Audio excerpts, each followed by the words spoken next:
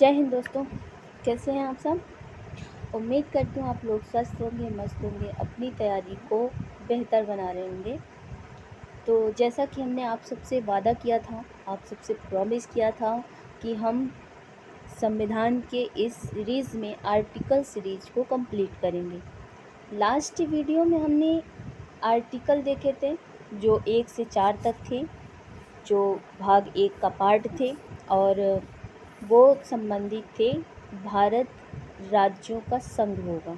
ठीक है, राज्य क्षेत्र से संबंधित थे, जिसमें हमने आर्टिकल 1 पढ़ा, आर्टिकल 2 पढ़ा और आर्टिकल 3 और 4 पढ़े। ठीक है, तो आर्टिकल 1 में हमने देखा कि भारत राज्यों का संघ होगा। आर्टिकल 2 में हमने देखा राज्यों के बाहर के बारे में, कि बाहर के और अंदर की सीमाओं के परिवर्तन के बारे में ना। और आर्टिकल 3 में हमने देखा कि जो भारत है उसको किस प्रकार से एक से अधिक राज्यों से हिस्सा लेकर कैसे नए राज्य का निर्माण होता है, कैसे राज्यों के नाम में परिवर्तन होता है। अभी अपने वर्तमान में चल रहे करंट अफेयर में भी देखा होगा कि जो भील प्रदेश की मांग उठ रही है वो 4 राज्यों को लेकर उठ रही है, गुजरात, राजस्थान, महाराष्ट्र और मध्य प्रदेश। क्योंकि भील एक जनजाति है, भील जो जनजाति है सबसे ज़्यादा गुजरात, राजस्थान, मध्य प्रदेश और महाराष्ट्र में पाई जाती है, जिस वजह से वो अपने एक प्रदेश की मांग कर रहे हैं ताकि वहाँ पे भील जनजाति को एक संरक्षण प्राप्त हो सके। आपने देखा होगा, तो इसी प्रकार वो आएगा, शायद वो आर्टिकल 3 के अंतर्गत आएगा कि वो कई एक से अधिक राज्यों के हिस्से को लेकर एक राज्य का निर्माण कर सके और उसका नाम रख सके, जैसे कि भील प्रदेश। तो संभावना है कि आगे चलकर 28 की जगह 29 राज्य हो जाएं। ठीक है, तो हमने लास्ट वीडियो में इन सबको डिस्कस किया था। ये करंट अफेयर था, आप लोग प्लीज़ इसे अच्छे से पढ़ लीजिएगा। बाय द वे, अभी जैसे जैसे अगर कोई न्यूज़ आती है इन सब चीज़ों के बारे में तो हम आपको ज़रूर इन्फॉर्म करेंगे। ठीक है, तो आज का हमारा टॉपिक होगा नागरिकता। तो हम सोचते हैं कि जब हम भारत में रह रहे हैं तो क्या हम भारत में केवल रहने के लिए हैं या हमें कुछ अधिकार भी मिले हुए हैं। तो आपने देखा होगा कि हम स्वतंत्र हैं, हमें अधिकार भी मिले हुए हैं, राजनैतिक भी मिले हैं, सामाजिक भी मिले हुए हैं। तो इस प्रकार हम नागरिकता के बारे में जानेंगे कि नागरिकता क्या है। तो मैं शिखा तिवारी आप सबका फिर से स्वागत करती हूँ अपने आपके परिवार यूपीएससी प्लेटफॉर्म पे। तो चैनल को लाइक, शेयर, सब्सक्राइब ज़रूर कर लीजिएगा, ये गुरु दक्षिणा है। ओके, आइए हम शुरू करते हैं। भारतीय संविधान में भाग 2 आर्टिकल नंबर 5 से 11 तक जो नागरिकता के प्रावधान को उल्लिखित करता है। ठीक है, सबसे पहले हम जानेंगे कि नागरिक क्या है, नागरिक होते क्या हैं, नागरिक की क्या परिभाषा है और क्यों केवल नागरिक ही होते हैं। क्या कोई अगर भारत के बाहर से व्यक्ति आ रहा है तो क्या वो नागरिक नहीं है। तो हम बात करेंगे देशी और विदेशी की नागरिकों में। तो नागरिक कौन है। नागरिक जो होते हैं वो एक देश के अंदर रहने वाले, बसने वाले लोग होते हैं। ठीक है, आपने सुना होगा कि वो तो शरणार्थी, कुछ व्यक्तियों को बोलते हैं ना वो शरणार्थी हैं या वो अवैध तरीके से आकर हमारे भारत में रह रहे हैं। तो इस प्रकार से हम देखते हैं कि कई ऐसी चीज़ें हैं जो हमें नागरिकता के अंतर्गत देखने को मिलती हैं। तो हम नागरिकता के बारे में जानेंगे। नागरिकता ये है, नागरिकता को कहा जाता है कि परिभाषा अगर देखें तो इसे नागरिकता उसे कहते हैं किसी राजनीतिक समुदाय की पूर्ण और समान सदस्यता के रूप में की गई है नागरिकता को। तो नागरिक क्या होते हैं, नागरिक किसी देश के पूर्ण सदस्य होते हैं। ठीक है, नागरिक क्या होते हैं, पूर्ण किसी देश के पूर्ण सदस्य होते हैं। ये इधर चल रहा है। अगला हमारा देखेंगे कि नागरिकों को सभी सिविल और राजनैतिक अधिकार प्राप्त होते हैं।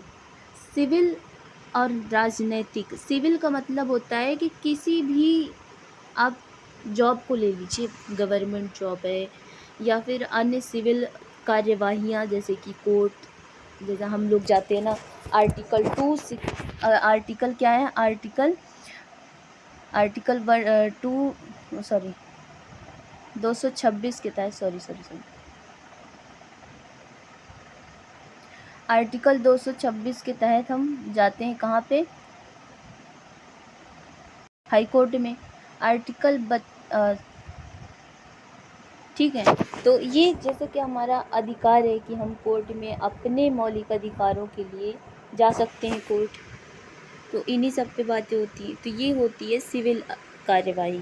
और राजनैतिक अधिकार कहने का मतलब ये है कि हम वोट दे सकते हैं, वोट का अधिकार है हमारा, वोट का अधिकार है। हम सदस्यता ले सकते हैं किसी, जैसे कि लोकसभा में, राज्यसभा में, विधानसभाएं जो होती हैं उनमें हम अपना योगदान दे सकते हैं। और किसी भी हम चुनाव लड़ सकते हैं, जैसे चुनाव लड़ना हो, चुनाव लड़ सकते हैं, नहीं चुनाव लड़ सकते हैं। तो इन सब चीज़ों के बारे में हमें अधिकार मिले हुए होते हैं, तो वो नागरिक होते हैं। संपूर्ण मूल अधिकार केवल नागरिकों को दिए गए हैं। देखिए, मूल अधिकार की बात हो रही है, तो मूल अधिकार क्या है, 12 से 35 तक हैं। 12 से 35 तक जो अधिकार है, मौलिक अधिकार, आगे हम पढ़ेंगे 12 से 35 तक। तो जो मौलिक अधिकार हैं वो हमें 12 से 35 तक देखने को मिलते हैं, और ये अधिकार पूर्ण रूप से हम नागरिकों को मिलते हैं हमारे भारत में। अदर कंट्री की बात करें तो, अन्य देशों की बात करें तो वहाँ पे नागरिकता मिलती है, लेकिन अगर हम किसी देश की नागरिकता ले रहे हैं तो जो हमारे इस देश की नागरिकता है वो ख़त्म हो जाएगी। ओके, इन्हीं सब पे देखिए। अगला है संपूर्ण मूल अधिकार केवल नागरिकों को दिए गए हैं। ठीक है। संविधान भारत के नागरिकों को लोकसभा और राज्य विधानसभा चुनाव में मतदान अनुच्छेद 326 के तहत देता है। अनुच्छेद 326 के तहत देता है। इसके अतिरिक्त संसद एवं राज्य विधानसभा की सदस्यता के लिए चुनाव लड़ने का अधिकार देता है। जैसा कि हमने अभी जस्ट बताया कि हमें चुनाव का अधिकार देता है, हमें वोट करने का अधिकार देते हैं, और हमें चुनाव लड़ने का भी अधिकार देता है। जैसे कि देखो ना, अगर स्थानीय स्वशासन की बात करें, स्थानीय स्वशासन में क्या होता है, 2 प्रतिद्वंदी होते हैं जिनके बीच चुनाव लड़ते हैं। तो ऐसा नहीं है कि वो विदेशी होते हैं, वो नागरिक होते हैं। विदेशियों को ये अधिकार ऐसे नहीं मिलता है जब तक वो भारत की नागरिकता ग्रहण नहीं करते हैं। ठीक है। तो अभी जस्ट हमने बताया था आपको। आगे देखेंगे कि आगे है नागरिक अपने देश पर पूर्ण निष्ठा रखते हैं। अब देखो, निष्ठा की बात आई है। निष्ठा मतलब हमारे देश की सुरक्षा और अपने देश के सम्मान, अपने राष्ट्रगान का सम्मान करना चाहिए नागरिकों के। भाई, हमने अधिकार दिए हैं तो इसका मतलब ये नहीं है कि आप पूर्ण रूप से स्वतंत्र हैं, नहीं, प्रतिबंध भी हैं। आप कटिबद्ध भी रहेंगे कि आप राष्ट्रगान का सम्मान करेंगे, राष्ट्रीय ध्वज का सम्मान करेंगे, अपने देश का सम्मान करेंगे। अगर कोई देशद्रोही है तो क्या उसे नागरिकता मिलेगी? अगर कोई देशद्रोही है तो क्या उसे नागरिकता मिलेगी? नहीं, देशद्रोही को देश निकाला दे दिया जाता है। पहले के ज़माने में ऐसा होता था। अब का तो बहुत रेयर केस में देखने को मिलता है, लेकिन ऐसा करने पर उसे दंड दिया जाता है अगर वो देश के प्रति निष्ठा नहीं रखता है। आपने देखा होगा शपथ ग्रहण समारोह के समय जब राष्ट्रपति हों या प्रधानमंत्री हों, उनसे इस बात का उल्लेख करवाया जाता है कि क्या वो बोलते हैं कि मैं अपने देश के प्रति अपने देश और अपने संविधान के प्रति पूर्ण निष्ठा रखूँगा या रखूँगी, ऐसा बोलते हैं। वो यही है कि मैं अपने राष्ट्रगान, अपने राष्ट्रध्वज, अपने देश का सम्मान करूँगा। ठीक है। अगला है, कुछ पदों के पात्र केवल नागरिक ही होते हैं, जैसे राष्ट्रपति, उपराष्ट्रपति, उच्चतम न्यायालय का न्यायाधीश, उच्च न्यायालय का न्यायाधीश, महान्यायवादी, राज्यपाल, महाधिवक्ता। अब देखो, कोई विदेशी अगर चाहे कि मैं जाकर वहाँ पे चुनाव लड़ूं और राष्ट्रपति या इन पदों पर मैं आसीन हूँ, तो ऐसा संभव नहीं है। वो केवल और केवल भारत का नागरिक ही होगा। वो केवल भारत का नागरिक होगा, जन्म से भी कर्म से भी, ऐसा बोलते हैं। ठीक है, ये ऐसे पद हैं जिनमें सिर्फ और सिर्फ भारत के ही नागरिक होंगे, विदेशी नहीं। अगला है, चल क्यों नहीं रहा, ओके। नागरिकों को कर भुगतान, राष्ट्रध्वज एवं राष्ट्रगान का सम्मान और देश की रक्षा करना इनका कर्तव्य है। ये कर्तव्य में दे दिया। आपने देखा होगा डीपीएसपी, राज्य के कर्तव्य, डीपीएसपी, लेकिन राज्य के कर्तव्य में हमें भी तो कुछ अधिकार है ना, कि मौलिक है नहीं हमारा, आर्टिकल 51 दिया है ना कि हम पर्यावरण की सुरक्षा के लिए अच्छा कदम उठाएं, और अन्य चीज़ों के बारे में आगे हम पढ़ेंगे, डिस्कस करेंगे इस पर अच्छे से। तो थोड़ा थोड़ा यहाँ पे आउटलाइन बता दे रहे हैं। जैसे 51 हो गया, वो हमें मौलिक कर्तव्य देता है। आखिर हमें अगर कुछ मिल रहा है तो उसके बदले हमें कुछ देना भी तो पड़ता है। वो शॉपकीपर के पास जाते हैं तो पहले क्या करते हैं, पहले सामान लेते हैं, तो उसे क्या बिना पैसा दिए चले आते हैं, पैसा भी तो देते हैं। तो इस प्रकार से हमें अगर कुछ मिलता है, अगर हमें सब कुछ मिल रहा है, तो हमें कुछ ना कुछ तो देना ही पड़ता है। कुछ पाने के लिए कुछ खोना पड़ता है। ठीक है, तो अब देखो, नागरिकों, ये जो कर भुगतान है, आप देखते होंगे जैसे कि अब भले प्रत्यक्ष हो या अप्रत्यक्ष हो, लेकिन जीएसटी हम देते हैं। जीएसटी हम देते हैं, हर वस्तु पे देते हैं, वस्तु एवं सेवा कर देते हैं। आपने देखा होगा टोल टैक्स भी देते हैं। टोल टैक्स जो रोड पे लगता है, रोड टैक्स होता है, टोल टैक्स होता है, और पता नहीं कौन कौन से कर होते हैं। वो आगे कर हम इकोनॉमी में पढ़ेंगे, यहाँ पे तो हम पॉलिटी पढ़ रहे हैं। ठीक है, तो यही सब कर होते हैं, ये हमें देना पड़ता है, ये भुगतान करना पड़ता है। अब देखो, नागरिक, आपने सुना होगा कि राष्ट्र या इनके जो संपूर्ण सदस्य होते हैं, वो क्या होते हैं, वो ठीक तो हो जाते हैं, लेकिन जब दुनिया में भर में उन हज़ारों लोगों की स्थिति के बारे में सोचते हैं, जो कौन होते हैं, जो जैसे कि शरणार्थी हो गए, शरणार्थी होते हैं ना, शरणार्थी। दूसरा होते हैं जो अवैध तरीके से आते हैं, अवैध तरीके से जो हमारे देश में आकर रहते हैं, प्रवासी जिसको बोलते हैं, प्रवासी। आजकल आपको पता है प्रवासियों की संख्या काफ़ी हद तक बढ़ रही है। आपने देखा होगा, प्रवासी मतलब या तो भारत से चले जाते हैं या भारत में आते हैं। हम भारत में से भी प्रवासी जो होते हैं वो भारत से भी जा रहे हैं, पलायन हो रहा है उनका, और अन्य देशों से। जैसे कि अब प्रवासी क्यों आते हैं, आतंकवादी के कारण आते हैं, आतंकवाद हो गया, नक्सलवाद हो गया, व्हाटएवर। तो इन सब कारणों के चलते दुर्भाग्यवश अगर कहें तो शरणार्थी हो जाते हैं, अवैध प्रवासी होते हैं। तो क्या आपको लगता है कि उन्हें संपूर्ण अधिकार मिला है? नहीं, क्योंकि वो भारत के नागरिक नहीं हैं। ये सिर्फ और सिर्फ नागरिकों को प्राप्त है। ठीक है, शरणार्थियों को ये अधिकार नहीं है, और इसीलिए ना उन्हें राजनैतिक अधिकार है, ना उन्हें सिविल अधिकार प्राप्त है। वो सिर्फ और सिर्फ शरण के तौर पे रहते हैं।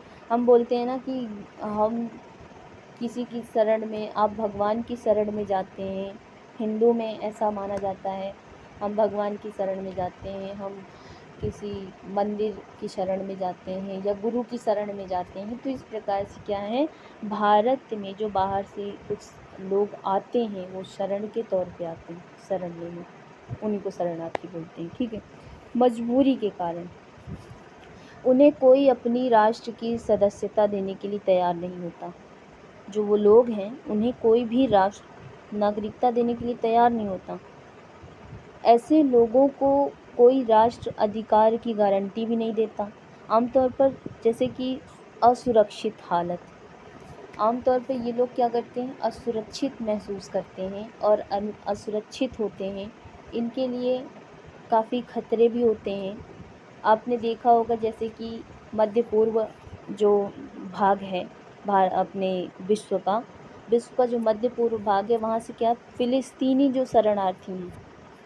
फ़िलिस्तीनी शरणार्थी उनके बारे में आप देख सकते हैं। काफ़ी चेतावनीपूर्ण उनका जीवन हो गया है। असुरक्षित हालत में आप जीवन यापन करते हैं। कैसे अपना जीवन यापन करते हैं वो तो वही जानते हैं ना, जो दूसरे के देश में रह रहे हैं। आप खुद सोचिए, अपना घर छोड़ के, मानो एक एग्ज़ाम्पल ले लेते हैं, आप अपने घर में रह रहे हैं, खुशी से रह रहे हैं, खूब मस्ती कर रहे हैं, फ्री में जो भी मन होता है करते हैं, खाते हैं, पीते हैं, दौड़ते हैं, खेलते हैं, घूमते हैं, जो मन मर्जी आती है। लेकिन आप अगर किसी रिलेटिव के घर जाते हैं, किसी और के घर, मान लो मौसी के यहाँ जाते हो, बुआ के यहाँ जाते हो, या फिर ताऊ ताई के घर में जाते हैं, जो भी है ना, तो उनके घर में क्या आप पूर्ण रूप से सुरक्षित हैं? क्या पूर्ण रूप से सुरक्षित हैं? और क्या आप अपनी मनमर्जी कर सकते हैं? नहीं ना, नहीं कर सकते। क्यों? क्योंकि आप वहाँ के घर के नहीं हैं, आप वहाँ के रिश्तेदार हो, रिश्तेदार। और रिश्तेदारों को वैसे भी कहाँ इज्जत इतनी मिलती है यार, मतलब हाँ, मिलती है? नहीं मिलती। तो मौसी के घर जाते हो, अगर कुछ होता है तो आपको असुरक्षित महसूस होता है ना, आपको सुरक्षा नहीं प्रदान होती है। तो इस तरह से शरणार्थी भी होते हैं। वो किसी अन्य के देश में जाकर जब रहते हैं ना, तो वो अपने आप को कैसा फ़ील करते हैं, ये तो तभी पता चलेगा जब आप उस जगह पहुँचोगे। कभी उनसे पूछना अगर मिलें तो। ठीक है, तो ये होते हैं नागरिक। आगे चलते हैं, आगे टॉपिक है, एक सेकेंड बता रहे, इसे हटा दे रहे हैं, समझ भी आए। आगे कहा गया है कि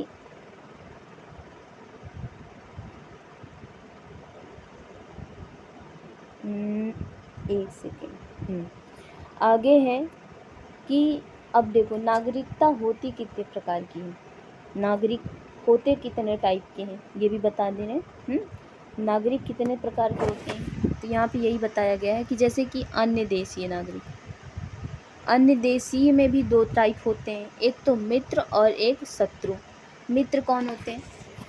मित्र वो देश होते हैं जिनसे न युद्ध चल रहा हो, और वो मित्र अन्य देशीय के नागरिक के अंतर्गत आते हैं, है ना। मित्र का मतलब वो होता है, आप सोचते होंगे ना, आप कभी किसी दुश्मन के घर जाएंगे? नहीं ना, आप दोस्त के घर जाएंगे ना। क्यों जाएंगे? क्योंकि आपको उससे उम्मीद है कि वो हमारे साथ गलत नहीं करेगा, इसलिए। तो हम क्या करते हैं, विदेशी ऐसे ही होते हैं, मित्र अन्य देशीय नागरिक, जिसके साथ ना कभी झगड़ा हुआ हो, ना कि कभी बहस हुई हो, ना कभी युद्ध, मतलब ऐसे बमबारी ना हुई हो, है ना। तो इस प्रकार हम देखते हैं, जैसे कि आपने देखा होगा रूस और भारत। रूस काफ़ी टाइम से, कहने का मतलब शुरुआती दौर से ही रूस भारत का सपोर्टर रहा, ठीक है। भारत का हमेशा से सपोर्टर था, जबकि अमेरिका में कुछ मतभेद हुए भी थे।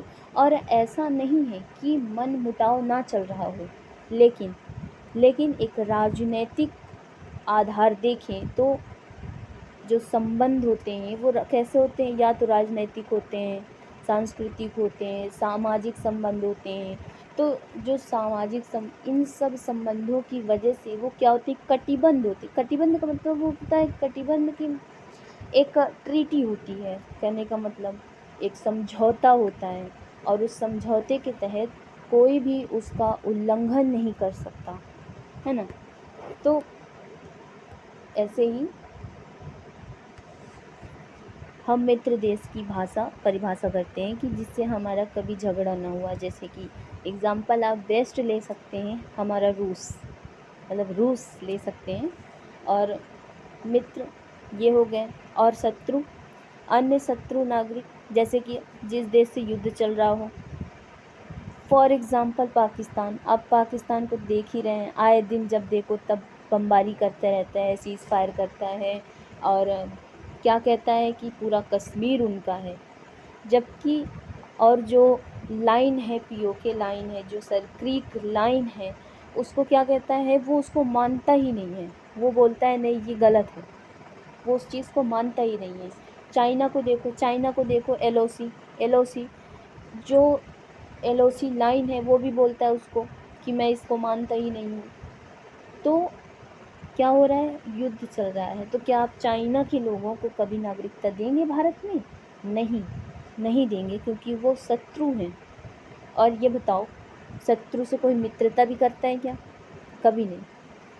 शत्रु तो शत्रु होता है, कभी भी अटैक कर सकता है। कहते हैं ना, आप लोगों की भाषा में बड़े बुजुर्ग लोग बोलते हैं कि दुश्मन को कभी कमज़ोर नहीं समझना चाहिए, चाहे वो कितना नॉर्मल हो जाए। ठीक है, तो वही, तो शत्रु और मित्र समझ ही लिए हैं।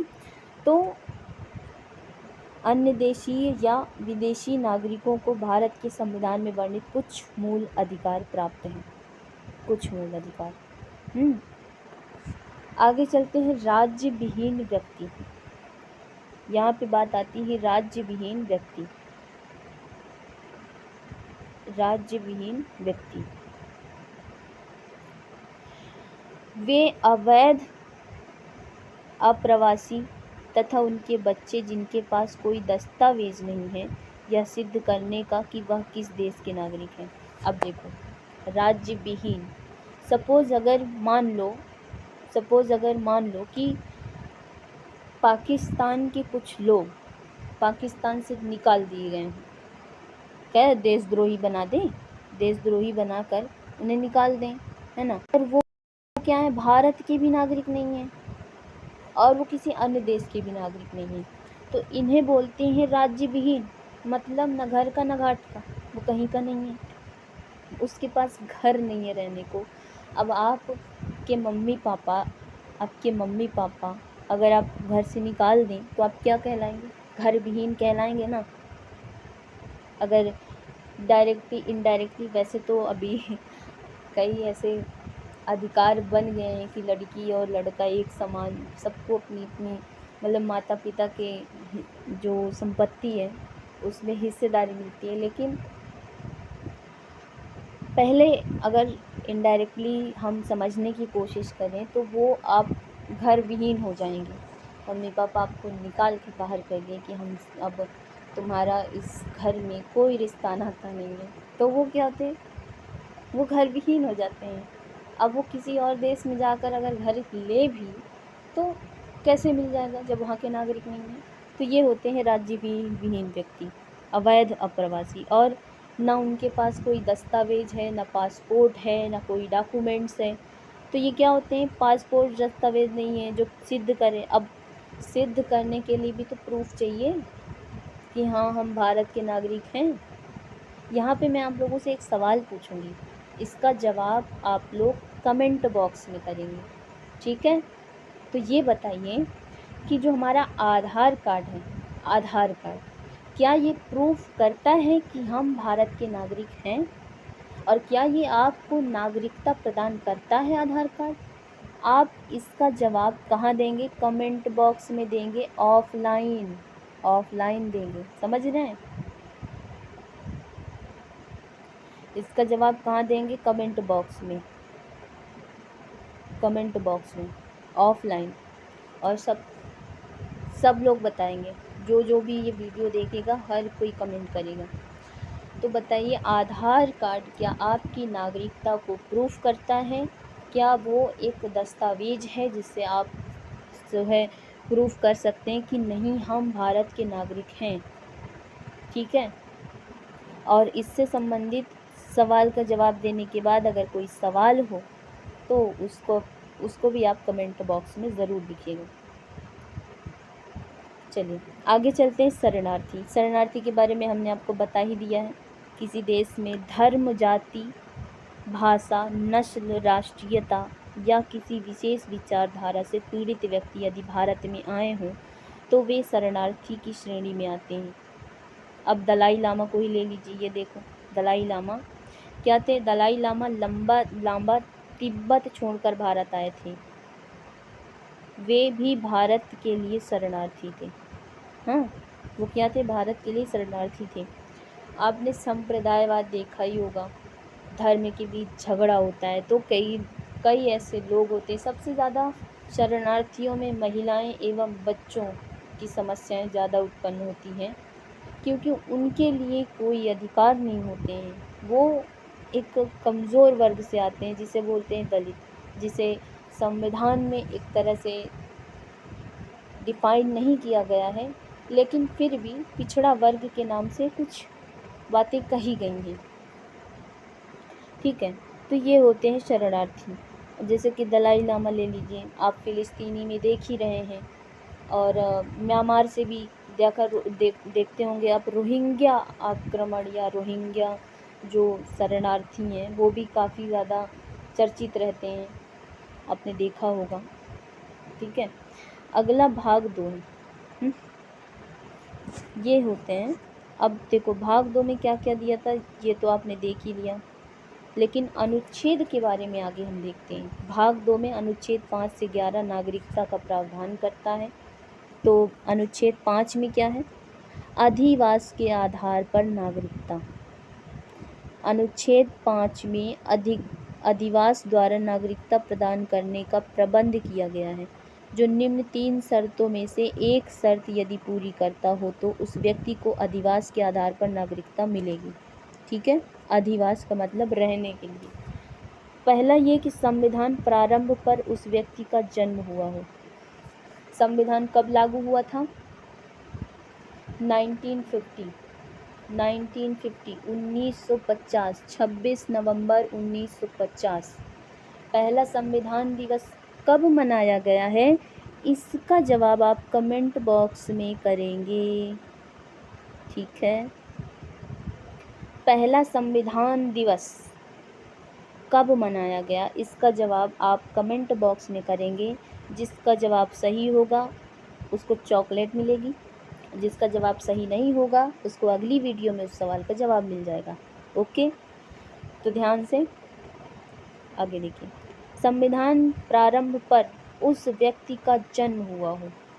जब संविधान प्रारंभ हुआ उसी वक्त अगर उसका जन्म हुआ है तो वो व्यक्ति भारत का नागरिक होगा।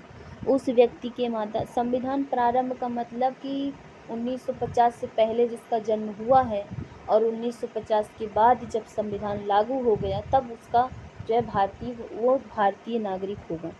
उसको नागरिकता आसानी से प्राप्त है जन्म से। दूसरा है उस व्यक्ति के माता पिता में से किसी एक का जन्म भारत में हुआ हो। अब देखो, अगर हम कहें कि आपने देखा होगा ना, अक्षय कुमार था तो भारतीय, लेकिन उसकी नागरिकता नहीं थी।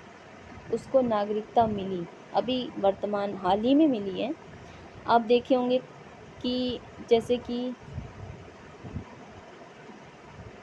कई ऐसे एग्जाम्पल देख सकते हैं, जैसे प्रियंका चोपड़ा को देखिए आप, उसने शादी कर ली है किससे? निक जॉन से, अमेरिका।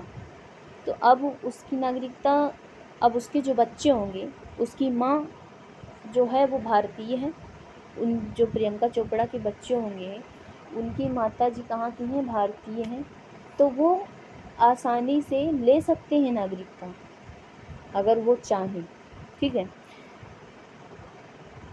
यदि कोई व्यक्ति संविधान लागू होने के 5 वर्ष पूर्व भारत के राज्य क्षेत्र में सामान्यतः निवासी रहा हो। अगर कोई व्यक्ति चाहे वो विदेशी हो, चाहे विदेशी किसी भी क्षेत्र का हो, America, Canada, south America, Africa, Australia, कहीं का भी हो, अगर वो जो संविधान लागू यानी कि 1950 से पहले 5 वर्ष तक सामान्य तरीके से भारत में रहा हो, वो व्यक्ति नागरिकता ले सकता है। ठीक है, ये कहने का तात्पर्य है। आगे चलते हैं। अनुच्छेद 6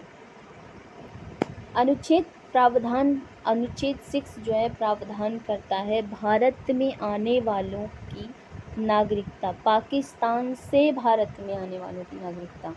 अब देखो, यदि कोई व्यक्ति परमिट सिस्टम शुरू होने के पहले अर्थात 19 जुलाई 1948 के पहले पाकिस्तान से प्रवास किया हो तो उस व्यक्ति को भारत का नागरिक समझा जाएगा।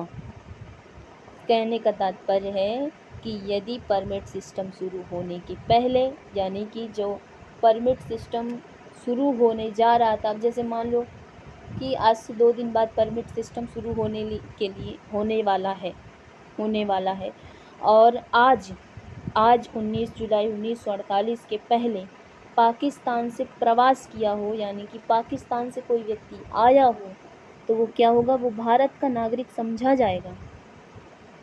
अब जैसे कि हमारे भारत में 1950 लागू हुआ संविधान, जो कि पूरे भारत में लागू हुआ, ठीक है, लेकिन उसके 2 दिन पहले ही कोई आया हो पाकिस्तान से तो उसको नागरिकता मिल जाएगी, ठीक है, उसे नागरिक समझा जाएगा, मिलेगी नहीं। समझ रहे हैं, वो आसानी से ले सकता है। कहने का तात्पर्य ये है, यदि कोई व्यक्ति 19 जुलाई 1948 के बाद भारत में प्रवास किया हो तो उस व्यक्ति को नागरिकता तभी मिलेगी जब व्यक्ति 6 महीने भारत में रहेगा। अब देख, अगर परमिट शुरू होने के बाद कोई व्यक्ति आता है, यानी 19 जुलाई 1948 के बाद, तो उसको क्या करना पड़ेगा, उसको पहले 6 महीने भारत में रहना पड़ेगा। पहले 6 महीने भारत में रहे, उसके बाद उसको नागरिकता मिल सकती है, वो नागरिकता के लिए अप्लाई कर सकता है। आगे चलते हैं। अनुच्छेद 7 जो है वो प्रावधान करता है पाकिस्तान को प्रवास करने वालों की नागरिकता। पाकिस्तान को प्रवास करने वालों की नागरिकता, ठीक है। जो व्यक्ति भारत से पाकिस्तान गए लेकिन वापस आ गए। अब देखो, मान लो हम पाकिस्तान जाएं, कब, 1 मार्च 1947 के पश्चात पाकिस्तान गया था। 1 मार्च 1947 के पश्चात, यानी 1 मार्च और 1947 के बाद पाकिस्तान गया था, मान लो, तो उस व्यक्ति को नागरिकता तभी मिलेगी जब वह व्यक्ति पंजीकरण के पश्चात भारत में 6 माह तक रहेगा। देखो, अगर 1 मार्च 1947 के बाद हम पाकिस्तान गए और फिर वापस आ गए घूम टहल कर, ऐसे रनिंग अप करके, तो वो पंजीकरण कर सकता है, लेकिन पंजीकरण के बाद उसको 6 महीने तक भारत में रहना पड़ेगा, उसके बाद उसको नागरिकता मिलेगी। यदि वो 6 महीने के अंदर ही या 6 महीने के पहले ही कहीं चला जाता है, मान लो वो वापस चला जाए, तो उसकी नागरिकता नहीं होगी, वो नागरिकता क्या होगी, खारिज हो जाएगी। समझ गए? आगे चलते हैं, आगे देखते हैं। आगे है अनुच्छेद 8। अनुच्छेद 8 क्या है? भारतीय मूल के व्यक्तियों की नागरिकता, जो भारत मूल के हैं, समझ रहे हैं, और वो क्या है, भारत मूल के हैं लेकिन रह कहाँ रहे हैं, विदेश में रह रहे हैं। कहने का तात्पर्य, हम रहने वाले तो भारत के हैं, पैदा भी यहीं हुए, पले बड़े भी यहीं, सब कुछ यहाँ, हाँ, और उसके बाद हम विदेश चले जाएं। मान लो कहीं कुछ लोग होते हैं ना, सेटल होने जाते हैं वहाँ पे, अमेरिका चले जाते हैं, ज़्यादातर तो अमेरिका ही जाते हैं, या फिर लंदन चले जाते हैं, या अन्य कहीं, जो भी व्हाटएवर, तो उन्हीं के लिए बोला गया है। कोई व्यक्ति जो विदेश में रह रहे हों, उनके माता पिता, दादा दादी, नाना नानी भारत में पैदा हुए हों। अब देखो, बात यहाँ पे केवल माता पिता की नहीं है, कौन कौन, मम्मी पापा, दादा दादी, और कौन, नाना नानी, यानी मम्मी के papa mummy, papa mummy, mummy के मम्मी पापा, समझ रहे हैं। वो यहाँ पैदा हुए हों। कहाँ पे? भारत में। वो कहाँ पैदा हुए हों? भारत में। तो वह क्या करेंगे? वह व्यक्ति भारत के राजनयिक या परिषदीय प्रतिनिधि द्वारा इस संविधान के प्रारंभ होने से पहले भारत में नागरिक पंजीकृत कर लिया गया हो।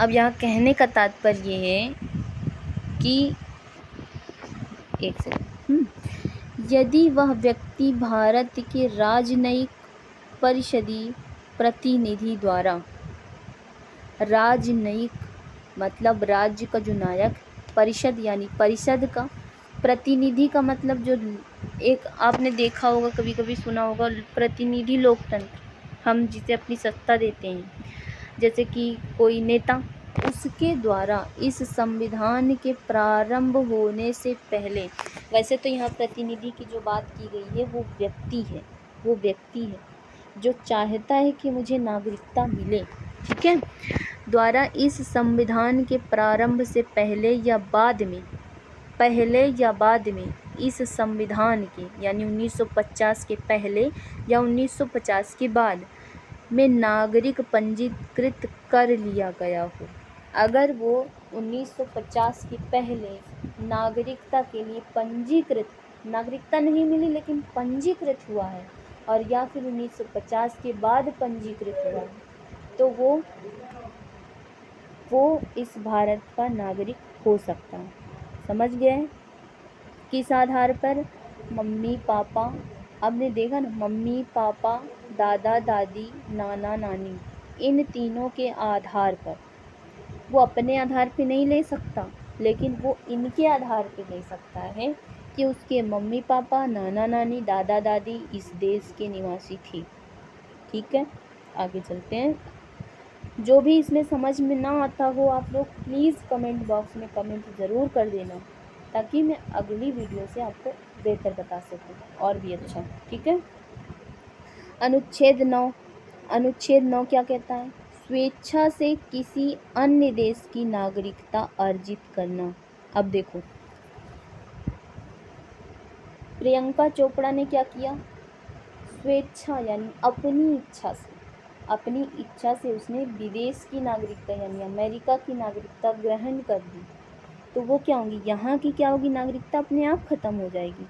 भारत की नागरिकता अपने आप ही ख़त्म हो जाएगी, क्योंकि भारत में क्या है? एकल नागरिकता प्रावधान है। अच्छा, एकल नागरिकता क्या है?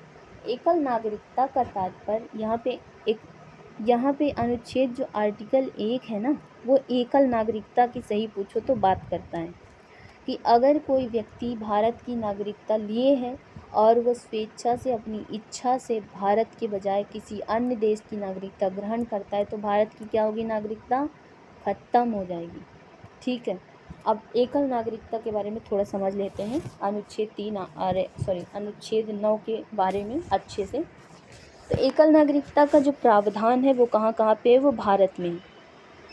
आपको पता ही है भारत क्या है? संघीय है, यानी भारतीय जो संविधान है वो संघीय है, और इसमें दोहरी जो है पद्धति है। दोहरी पद्धति का तात्पर्य केंद्र एवं राज्य। अब देखो, केंद्र एवं राज्य, लेकिन नागरिकता कैसी है? एकल नागरिकता, यानी केवल और केवल संघीय नागरिकता है, इसमें कोई रोल नहीं है राज्य का, भारतीय नागरिकता।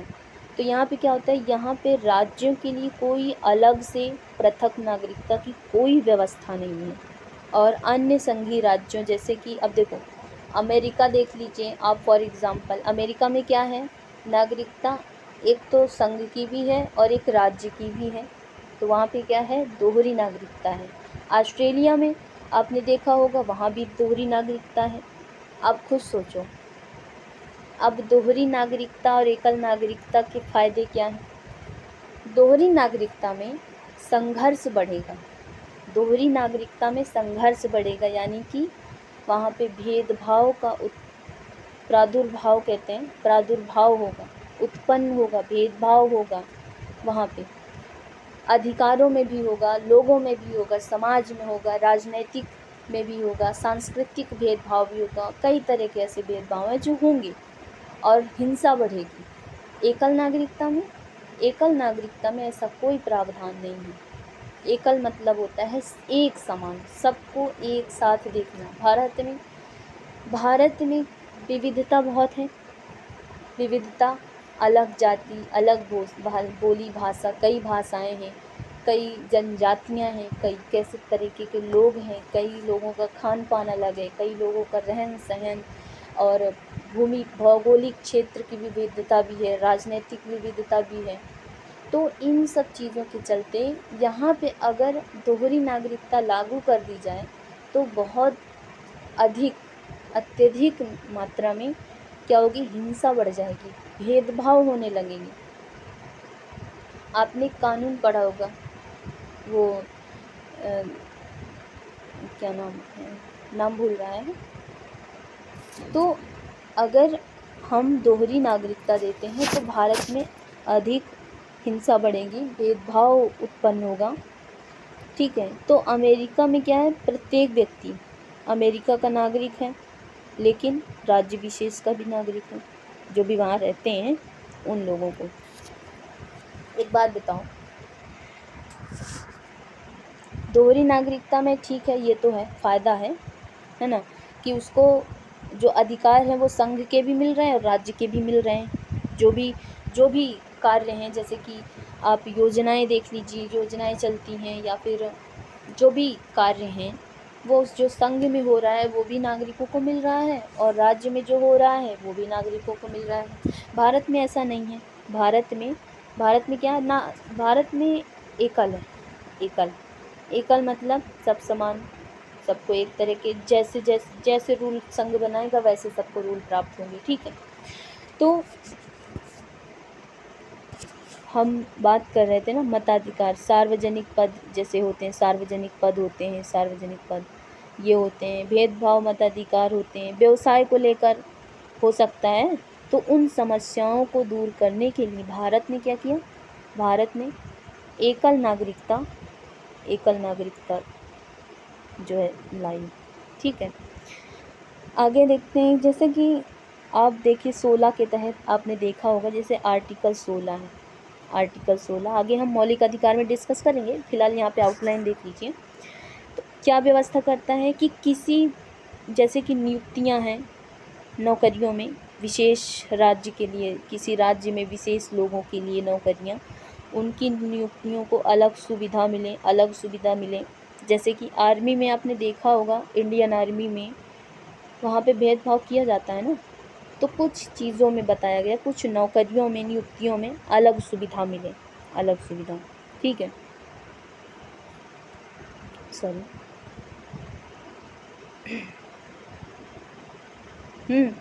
तो ये बातें हैं। और जैसे कि आप देखते होंगे कि भारत सरकार को यह अधिकार दिया गया है कि अगर कोई गैर राजपत्रित पदों पर नियुक्ति के लिए, जैसे कि हमने देखा आंध्र प्रदेश में, हिमाचल प्रदेश है, मणिपुर है और त्रिपुरा है, इनके लिए निवास की अनिवार्यता करें भारत सरकार। जैसा कि अधिनियम आपने देखा 1974 के बारे में पढ़ा होगा। जी हाँ, सॉरी फॉर दैट। एक सेकेंड, मैं इसको इरेज कर देती हूँ पूरा।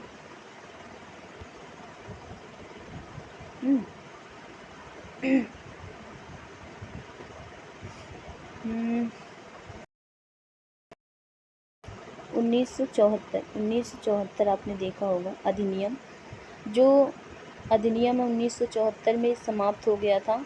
और इसके लिए केवल और केवल किसको, आंध्र प्रदेश और किसको, तेलंगाना को इनको छोड़कर किसी भी राज्य में ऐसी व्यवस्था नहीं रहेगी। आर्टिकल 16 के तहत आपने देखा होगा, एक और भी था जो सार्वजनिक रोजगार अधिनियम 1957 आया था। 1957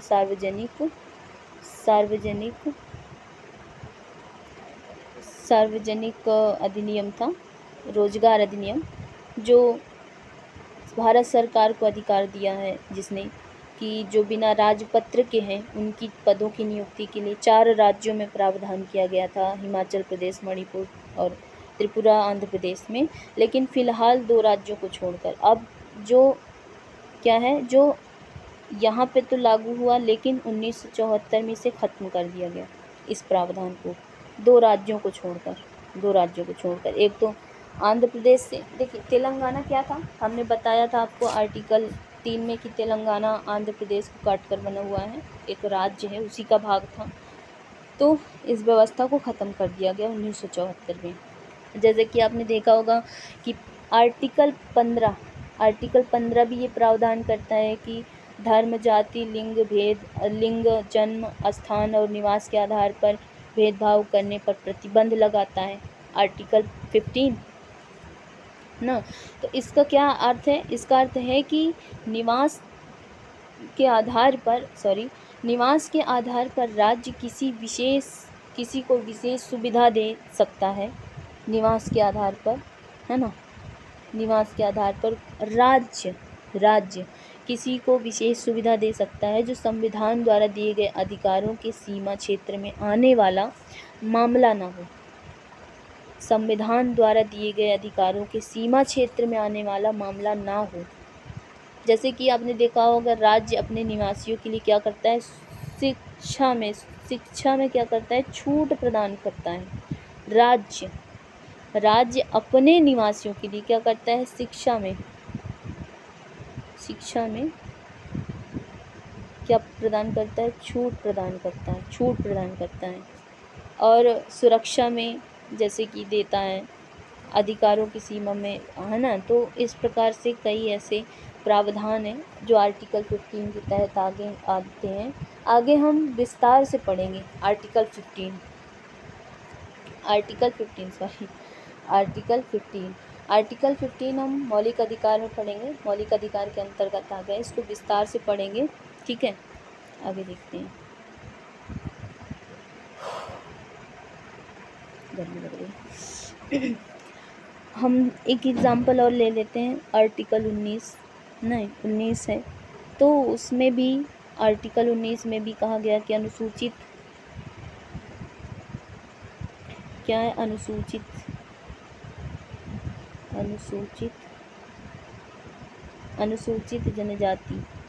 और अनुसूचित जनजाति, सॉरी थोड़ा सा लिखने में प्रॉब्लम होती है, तो आप लोग समझ लीजिएगा। जनजाति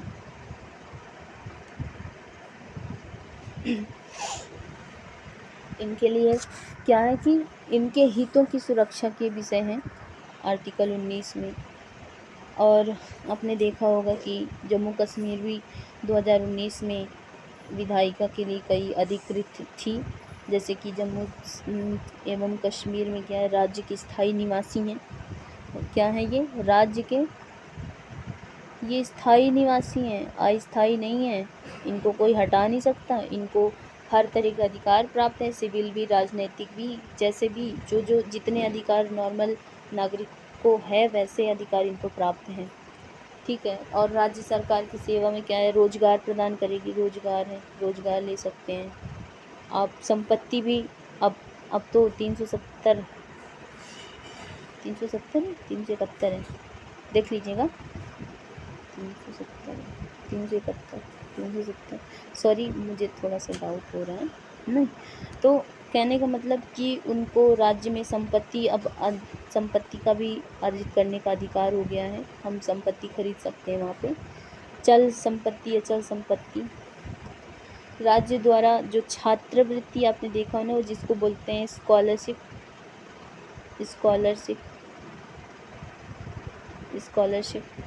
और जो भी विधिक सहायता है वो भी प्राप्त होगी उन्हें, विधिक सहायता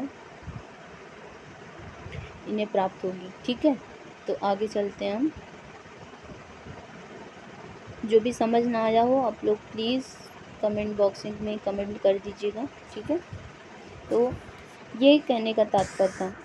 अपने NCERT में कई जगह एक डायग्राम बना देखते होंगे कि कुछ व्यक्ति हैं, है ना, कुछ व्यक्ति हैं जो क्या करते हैं, आंदोलन करते हैं, और कुछ व्यक्ति क्या हैं, वो भारत के तिरंगे का क्या करते हैं, सम्मान करते हैं,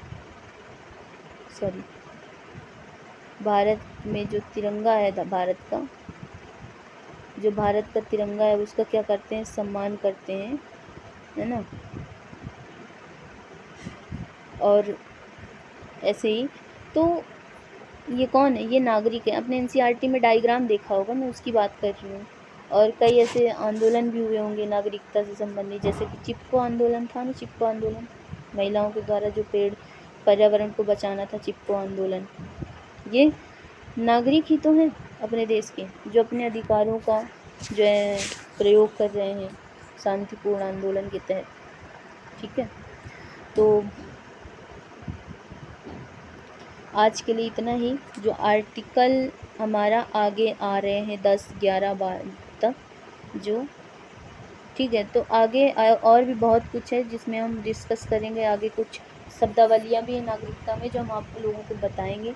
आज के लिए इतना ही। इस पीडीएफ को हम जब क्लास ख़त्म हो जाएगी तो हम आप लोगों को सबमिट कर देंगे, दे देंगे। तो आज के लिए इतना ही। आप सबका बहुत बहुत धन्यवाद और सपोर्ट कीजिए प्लीज़। आप सबका साथ हमारे लिए बहुत ज़रूरी है। तो आगे की वीडियो में हम डिस्कस नागरिकता करेंगे और फिर हम कुछ ऐसे शब्दावलियाँ हैं जो हम उनके बारे में जानेंगे कि कैसे शरणार्थी क्या हैं, अवैध तरीके से जो आए हैं उनमें, और कुछ एनसीईआरटी के टॉपिक हैं उनको भी डिस्कस करेंगे। कुछ एनसीईआरटी के टॉपिक हैं जो मैं खुद आप लोगों को प्रोवाइड कराऊंगी और विद डायग्राम, जिससे आपको और अच्छे से समझ आए। तो आज के लिए इतना ही। आप सबको बहुत बहुत धन्यवाद। प्लीज़ कमेंट बॉक्स में कमेंट ज़रूर कीजिएगा और अगर क्लास अच्छी लगे तो सब्सक्राइब भी कर दीजिएगा, लाइक भी कर दीजिएगा, शेयर भी कर दीजिएगा। ठीक है, थैंक यू सो मच। जय हिंद।